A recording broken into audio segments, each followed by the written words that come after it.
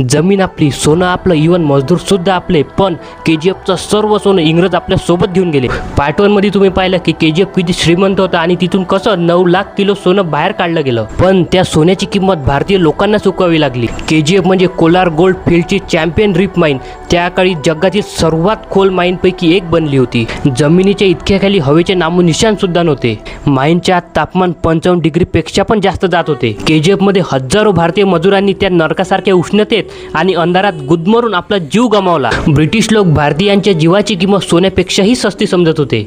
तुम्हाला हे जाणून आश्चर्य वाटेल की 1947 मध्ये भारत स्वातंत्र्य झाल्यानंतर सुद्धा 10 वर्षे KGFचा कंट्रोल इंग्रजांच्या ताब्यात होता. शेवटी 1956 मध्ये इंडियन गव्हर्नमेंटने ही सोन्याची खाण आपल्या ताब्यात घेतली. पण जमिनीच्या आतून सोने काढणे दरवर्षी कठीण आणि अधिक महाग होत गेले आणि शेवटी 28 फेब्रुवारी 2001 पासून KGFचे दरवाजे कायमचे बंद करण्यात आले. पण सर्वात थक्क करणारे रहस्य तिथल्या कचऱ्याच्या ढिगाऱ्याखाली लपले आहे. सायंटिस्टचे असे म्हणणे आहे की आजची मॉडर्न टेक्नॉलॉजी जर वापरली गेली तर त्या कचऱ्याच्या ढिगांमधून सुद्धा हजारो किलो सोने बाहेर काढले जाऊ शकते. तर सत्य काय आहे? KGF ही एक बंद झालेली कहाणी आहे की आपल्या भविष्यातील सोन्याची सर्वात मोठी खाण.